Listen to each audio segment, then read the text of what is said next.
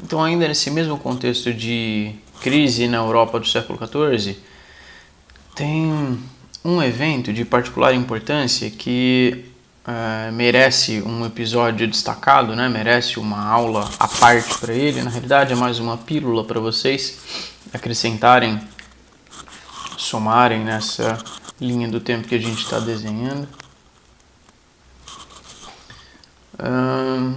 E de novo, botem atenção e eu não vou dizer esqueçam todos aqueles assuntos que a gente falou antes. Não esqueçam, mas guardem eles e procurem não ser influenciados por aqueles eventos aqui nesse momento, porque a gente está falando de uma fase anterior a tudo aquilo, tá? O que eu falei na última aula, a gente já conversou a partir do século XV em diante, já entrando na Idade Moderna, já com o declínio do feudalismo, a ascensão das cidades, uma retomada do comércio, dos agrupamentos urbanos, um renascimento cultural, científico, tecnológico, a reforma protestante, a contra-reforma católica, as grandes navegações já estavam acontecendo. A gente ainda não falou das grandes navegações, né? Tava meio ocupado ali com o resto da Europa, mas do século XV em diante as grandes navegações já estão rolando. Aí tem, nesse contexto de reforma e contra-reforma, o Concílio de Trento, que foi a contra-reforma, né, a resposta da Igreja Católica às questões, aos levantes, às críticas dos protestantes. Aí tem quase um século depois, aliás, um século depois do negócio lá do Lutero na Alemanha, em 1517 e 1618 começa a Guerra dos 30 Anos, que vai até 1648, né? Se foram 30 anos. Então a gente já está em meados do século 17, em 1648. E todas essas questões, esses embrólios, esses problemas, esses conflitos, essas lutas, esses combates, essas batalhas, em meio a tudo isso, tá rolando também um avanço tecnológico e científico bastante relevante, bastante grande, né? Que ganha inclusive um nome de Revolução Científica do século XVII. Pois bem, tudo isso aconteceu do século XV em diante. Agora a gente volta para o século XIV, e eu falei que foi dos séculos mais conturbados para a Europa medieval e moderna, que uma situação que agravou muito a pobreza e a miséria e a morte, né, as péssimas condições de vida sob as quais eles se encontravam, foi uma série de catástrofes climáticas que prejudicou grandemente a produção. Então se abateu sobre o continente uma fome terrível, e não é fome, sabe, de puxa vida, acordei tarde, esqueci de tomar café, agora não vou comer até o almoço, aí você fica com fome. Ou, esqueci de trazer o lanche para a escola, então a última coisa que eu comi foi o almoço, aí você fica com fome até a hora da janta de noite. Não é essa fome. É fome de não comer de manhã, nem de tarde, nem de noite, aí no outro dia você não tem café da manhã também, e não tem almoço, e não tem janta, e no outro dia também não tem café, nem almoço, nem janta, nem um lanchinho de tarde, nem um pãozinho, nem uma frutinha, por um dia, 2, 3, uma semana, mais. E aí você não tem o que comer. Ou quando tem, você arruma alguma coisinha, um pedaço de pão, um negócio, uma fruta aqui ou ali, a cada 2, 3 dias você come alguma coisinha. É esse tipo de fome, de morrer de inanição, sem ter o que comer. Agora imagine que não foi um ou dois, não foram os primos mais distantes, não foi só o pobre mendigo debaixo da ponte, foi uma parcela enorme da população. Porque se a gente for fazer essa comparação, a grande parte da população era o pobre mendigo debaixo da ponte. Exceto porque não tinha ponte e eles moravam no campo, né? Só que o campo não estava produzindo, então eles não tinham como tirar o seu sustento e nem o seu sustento mais imediato, né, do seu próprio alimento, mas também não tinham como pagar os impostos que eram devidos para que ele pudesse ser protegido e morar naquele feudo, né?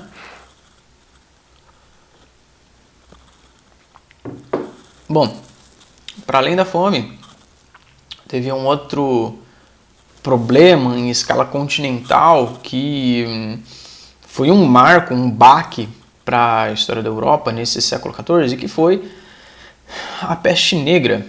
A peste negra que veio lá do Oriente, do Extremo Oriente. Então percebam como todas essas coisas que a gente está falando, e já deve ser a 457ª vez que eu falo isso para vocês, tudo é um processo histórico. Todas essas coisas estão ligadas. Todas essas coisas estão ligadas. Nada é à toa, nada sai do nada. A peste negra, né? Essa epidemia que se tornou uma pandemia e abarcou, varreu toda a Europa, ela já existia desde muito antes. Essa doença já era corriqueira, já matava uma galera lá no Extremo Oriente, mas ela não se espalhou porque não havia muita mobilidade social. Os doentes ficavam num lugar mais ou menos circunscritos, então essa doença não se espalhava. O que precisa para essa doença se espalhar? Contato. Precisa ter uma interação maior entre os povos, entre as cidades, entre os continentes mesmo, né? Porque a Europa é um, a Ásia é outro. O que não havia até então, né? A gente tinha limites urbanos bastante circunscritos e pouca interação entre as diferentes cidades, entre os diferentes reinos. Aí, com as cruzadas, iniciadas lá no século XI, e a retomada desse comércio e desse contato com o Oriente, abriu-se uma estrada, um caminho que era muito frequentado entre o Oriente e o Ocidente. Então a gente tem um contato muito maior entre essas duas regiões. Então o que tem aqui vem para cá, e o que tem aqui vem para cá. Pessoas, ideias, mercadorias, dinheiro, doenças, culturas diferentes, livros, histórias, lendas, doenças, animais, peles, tapetes, músicas, formas de teatro, formas de arte, doenças, e uma dessas de grande importância, né, de grande letalidade, foi uma doença causada por uma bactéria chamada de Yersinia pestis, que saiu lá do Oriente, da China, e veio para o Ocidente trazida pelos mercadores genoveses e vienenses, é isso? De Gênova e venezianos, é isso o nome? De Gênova e Veneza, que eram os principais mercadores, né, comerciantes que mantinham meio que o monopólio dessa rota comercial. E é isso que vai levar os outros reinos depois a buscar novas rotas comerciais para fazer esse comércio bastante lucrativo, coisa que a gente já conversou. Então, deem um passo atrás nesse contexto todo aí.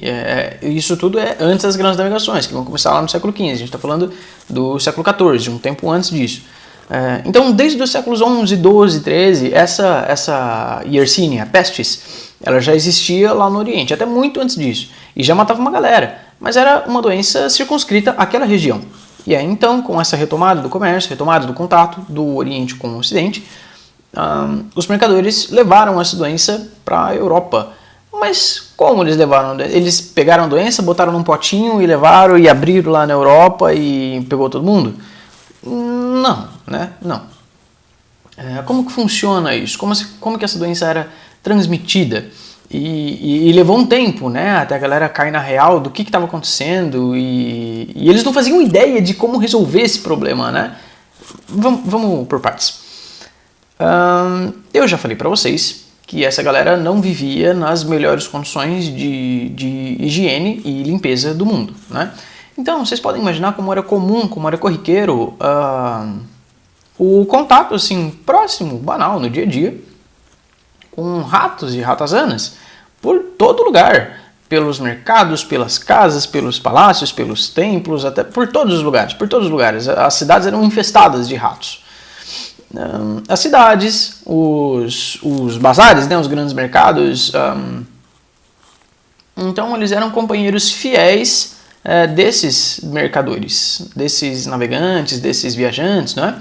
E eles não ficavam circunscritos às cidades, eles, onde tinha comida, eles iam atrás. E se era transportado peles e bens e especiarias, tudo que tinha nos navios, os ratos iam atrás. Então era como uma grande excursão, era um tour que os ratos faziam pela Europa. Saíam do Oriente, iam para o Ocidente, aí iam junto com essas caravanas e davam um rolê deles. Acontece que esses ratos abrigavam em si, nos seus corpinhos, nos seus pelinhos, pulgas que continham essa Yersinia pestis. Bom, com a disseminação dos ratos do Oriente para o Ocidente, esses ratos espalharam essas pulgas que transmitiram a doença para as pessoas. E a princípio o contato era esse, que já era muito difícil de conter, porque tinha muito rato e muitas pulgas, consequentemente, mas a questão era primeiro eliminar os ratos, né? O que foi feito, foi feita uma caçada aos ratos, e então estimularam a reprodução de gatos para que caçassem os ratos, para acabar com as pulgas e diminuir o alcance da peste.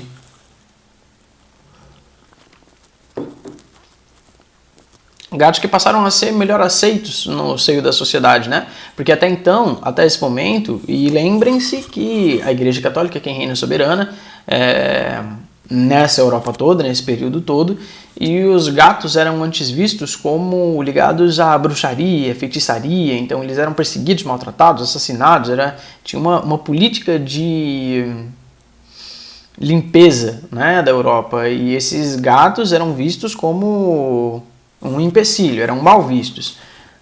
E a partir desse momento, então, eles são chamados de volta ao berço da família tradicional europeia para manter esse mal dos ratos longe, afugentados. Só que essa peste, ela tem fases, etapas, né? Tem graus de periculosidade. É claro que mesmo essa moléstia mais comum na corriqueira, a gente pode dividir a peste em duas categorias: a peste pneumônica e a peste bubônica. A peste bubônica era a mais comum. Então, se vocês já ouviram por aí peste bubônica, peste negra, é a mesma coisa, tá? A peste bubônica é uma forma de manifestação da peste negra. E por que ela tem esse nome? Porque ela estourava bubões no corpo. O que são bubões? São feridas, fica inchado a parte do corpo assim, e estourava no corpo inteirinho. E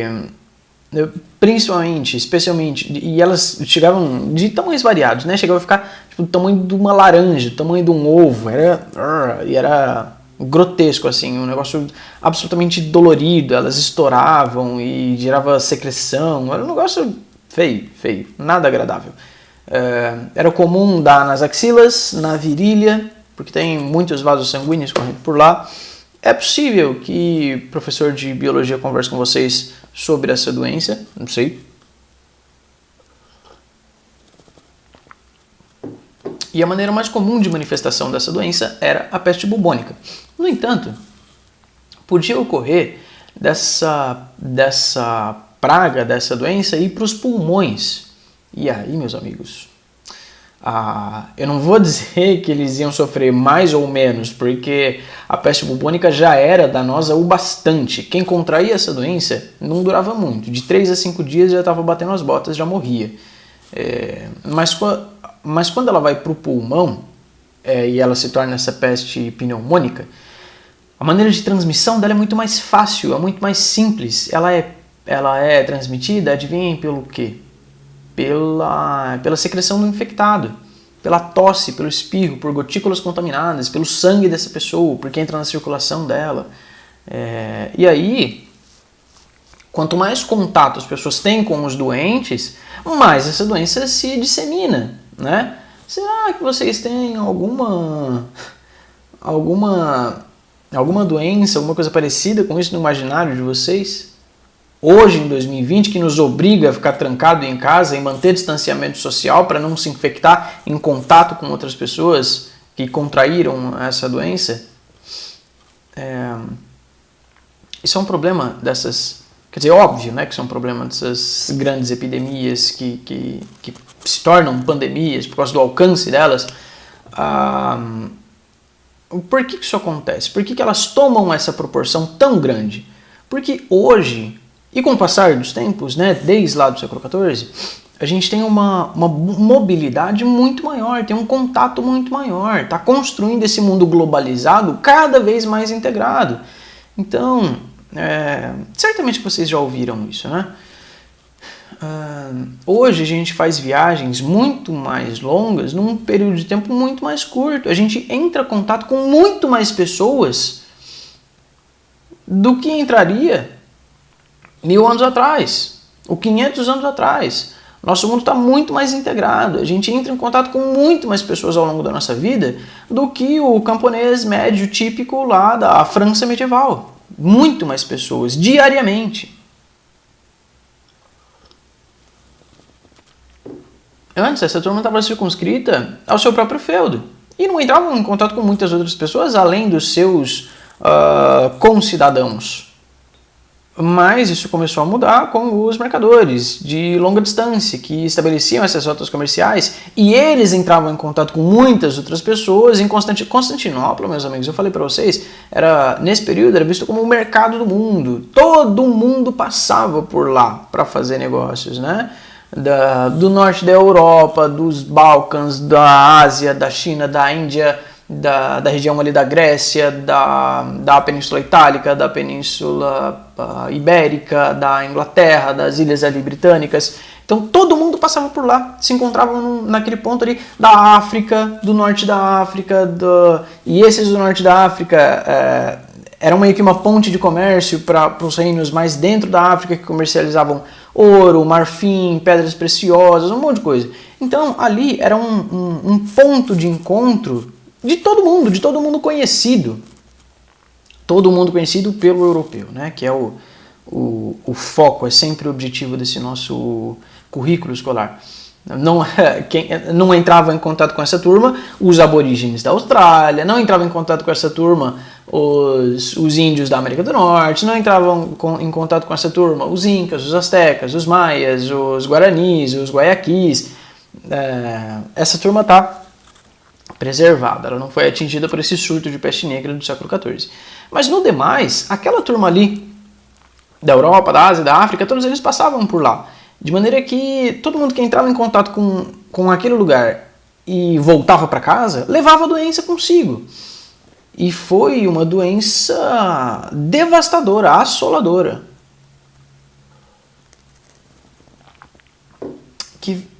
Bom, eu falei, né? Eu até já usei essa palavra algumas vezes, que varreu a Europa, que passou pela Europa, cobriu a Europa toda. E teve, na realidade, o surto dela, o auge da peste negra foi em meados do século XIV, tá? Entre 1347 e 1351, mais ou menos. Então ela saiu da... chegou em Constantinopla, ali na Turquia, e aí pegou primeiro aquela cidade no norte da Itália, a Península Itálica, depois a Península Ibérica, aí as Ilhas Britânicas, e aí foi adentrando no continente, enfim, fez uma devassa lá. E as pessoas iam contraindo essa doença e morriam em questão de dias. E não sabiam o que estava acontecendo. Não sabiam o que causava aquela doença, o que fazer contra ela, como se prevenir, qual que era a cura, de que maneira eles podiam evitar ou melhorar a dor. Eles não sabiam o que fazer. Era uma doença que veio do nada e de repente está matando todo mundo. Cidades inteiras, vilas inteiras foram dizimadas. Imaginem vocês o bairro de vocês. Aí aparece uma doença e mata todo mundo. Mata a sua família, na sua casa, seus vizinhos mais próximos, ali da sua quadra morreu todo mundo. Até o cachorro, o papagaio, a cabra do vizinho, as galinhas, todo mundo morreu. Aí nas outras quadras também. Então no clube ali também morreu todo mundo, os administradores já não tem mais, né? A subprefeitura que tem perto da sua casa, todos os funcionários também morreram. O posto de gasolina também já não funciona mais porque os funcionários morreram. O mercado não funciona mais porque os funcionários morreram. Sabe, todo o comércio...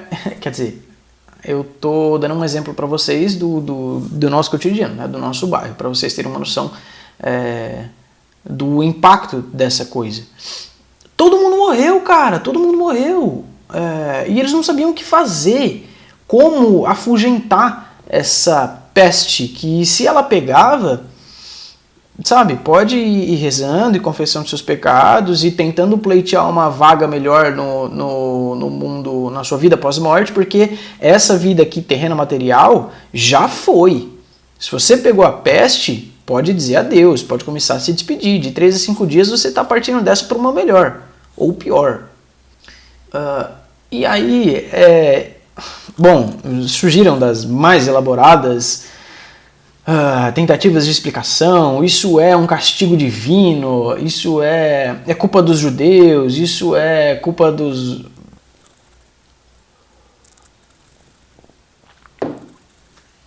E aí, tentando angariar o perdão de Deus e a bênção dele para que espantasse esse mal que cobria o continente, tinha muitos, eram os chamados flagelantes. Era uma turma que seguia de uma cidade para outra, em vilas, e seguia pelas estradas, se autoflagelando. Sabem o que é isso? A galera pegava umas cordas, uns chicote, e amarrava uns pedaços de metal, de vidro, de metal nas pontas dessas cordinhas, e iam batendo nas costas, e aí ficava em carne viva, ficava tudo sangrando, ficava cheio de ferida no corpo. E, gente, como nós hoje sabemos, né, isso não só não ajuda a afastar a peste, como atrapalha, como perpetua, como facilita a sua transmissão. Se ela passa do contato de uma pessoa com a outra pelo sangue, por secreções, por gotículas contaminadas, se você abre a sua pele, você expõe essa bactéria para fora. Você expõe a moléstia, você põe ela à porta e facilita o contato com outras pessoas. Os médicos não sabiam o que fazer, então entravam em contato com um doente, depois passavam para outro, para outro, para outro. Os padres que iam rezar pelo bem das almas dessas pessoas, inclusive, gente, chegou a um ponto que esses padres já não sabiam mais o que fazer e capitularam, sabe? Eles desistiram, gente, não tem mais nada que fazer com vocês não. Vocês estão condenados e é isso, valeu, falou. Eles já não atendiam mais, já não faziam mais esse atendimento espiritual. Os médicos também se isentaram de fazer esse atendimento. De maneira que chegou um período em que esses mortos, esses doentes, que viriam a morrer eventualmente, né? Eles eram simplesmente isolados, para não entrar em contato com outras pessoas e não propagar a doença. Então, pegou a doença, trancava a pessoa, confinava ela num lugar até que ela morresse. E depois não ia lá enterrá-la, porque se entrasse em contato com o corpo, podia se contaminar também.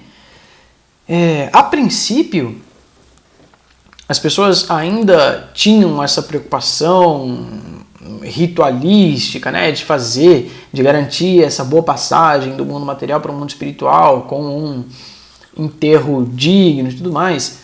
Mas depois, as pessoas começaram a morrer numa proporção tão grande que já não dava mais para enterrar todo mundo. Já não tinha mais gente para cavar cova para todo mundo. Já não tinha mais gente para... Sabe? Eu acho que isso fica mais ou menos claro com o exemplo que eu dei do bairro de vocês.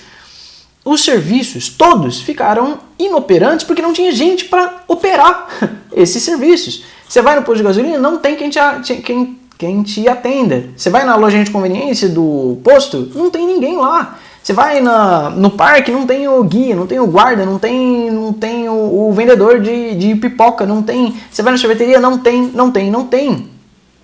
Você vai no mercado, na farmácia, na padaria, não tem ninguém em lugar nenhum. Todas essas pessoas morreram. Quem não morreu ainda está doente, confinado e vai morrer eventualmente. Aí você vai na igreja para pedir a bênção do padre. O padre também morreu, cara. Tá todo mundo morto. E quem não morreu ainda está em vias de morrer. Ah, mas então, como assim? A Europa não acabou, né? A humanidade ainda está aí. Não é que toda a população da Europa foi extinta e o mundo foi repovoado depois pelos índios da América. Não, né? Eles sobreviveram, eles persistiram, em grande medida por causa do isolamento social. Algumas cidades, tendo percebido, tendo tomado conhecimento dessa disseminação da doença pelo contato com o contaminado, eles fecharam as suas fronteiras, fecharam os seus portões e não permitiam mais a entrada de ninguém.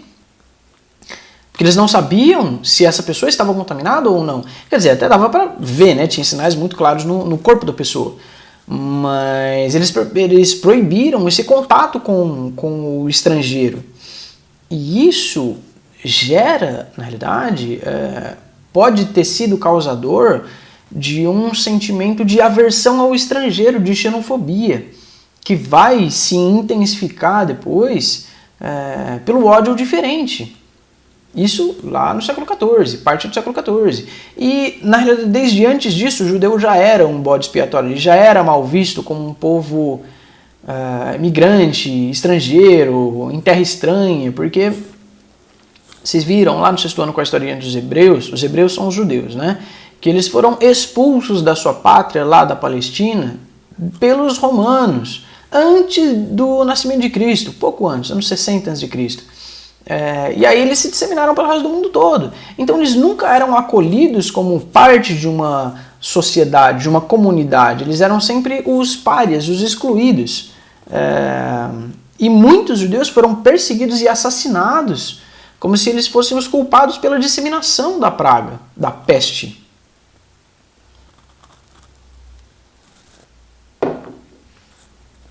Bom, os surtos maiores passaram, se abateram sobre a Europa, né? Mataram muita gente. A gente não consegue saber quantos, né? Quantos mortos, mas estima-se, os cálculos mais que tem um consenso maior entre os pesquisadores, diz aproximadamente 1/3 da população da Europa toda morreu nesse período. E aí os sobreviventes, né, estavam com uma taxa de população muito menor, mas a coisa deslanchou dali para frente, né, porque séculos XV e XVI a gente já retoma esse renascimento comercial, urbano e tudo mais, que a gente viu no começo desse bimestre e tem contado essas histórias até aqui, né. Aí dali para frente a reforma protestante e a coisa vai embora. Mas esse século XIV foi um golpe duro pro europeu medieval. E vai jogar uma pá de cal, vai enterrar de vez o sistema feudal, que estava todo imbricado, já estava todo enroscado, que não tinha mais como fazer andar aquela sociedade naqueles moldes, daquela maneira como eles vinham até então. A peste negra não acabou, ela não foi erradicada, ela não foi eliminada, mas hoje tem um tratamento muito simples para ela. É muito fácil. Quem contrai essa peste dificilmente vai morrer dela. Tem tratamento, hoje a gente conhece melhor a doença, né? Antes não conhecia, não tinha a menor noção do que era, do que se tratava, de onde tinha partido.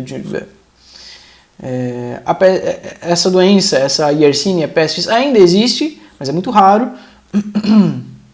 e não se morre mais disso. Só que até a gente chegar nesse ponto, quase a Europa toda foi para o saco, né? Sem nenhuma medida de prevenção, sem nenhuma medida de distanciamento social, sem nenhuma medida sem nenhum conhecimento sobre as causas da doença, sem nenhuma alternativa para se livrar dela. Todo mundo morreu, cara. Todo mundo que estava sujeito a essa doença contraiu e foi-se embora. Mas hoje nós temos um conhecimento maior, temos noção dos males que nos afligem, temos uma receitinha, né? Temos orientações mais precisas de como proceder. Então, o ideal, o melhor que a gente pode fazer é obedecer às instruções de quem está mais apto e autorizado para falar sobre isso. Se o cara é formado nesse assunto, se isso é o trabalho da vida dele, ele está falando para você ficar em casa, fique em casa. Fique em casa. Não entre em contato com outras pessoas, não. Você está se expondo e expondo quem está perto de você.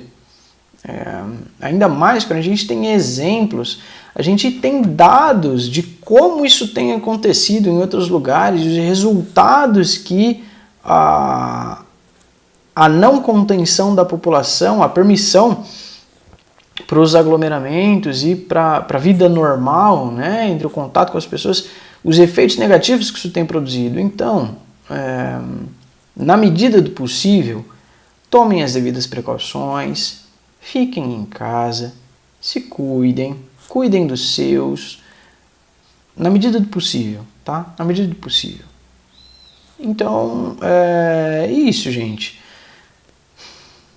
Enterrado de vez esse feudalismo, a gente parte a falar sobre o sistema que veio depois dele. O início, o levantamento dessa Idade Moderna com as monarquias nacionais, os grandes reinos, as monarquias modernas, as monarquias absolutistas que vão se instalar a partir de então. E a consolidação desses reinos será um assunto da nossa próxima aula. Vão dando uma lida na apostila de vocês, que vocês já vão se adiantando nesses assuntos, e fica mais fácil de vocês acompanharem, irem ligando os pontinhos na próxima aula. E aquela coisa de sempre, façam anotações sobre esta aula para a gente conversar depois sobre ela, tá bom? Qualquer dúvida, comentário, qualquer coisa que vocês queiram falar, estamos aí. É só vocês entrarem em contato. Então, até lá, a gente se vê.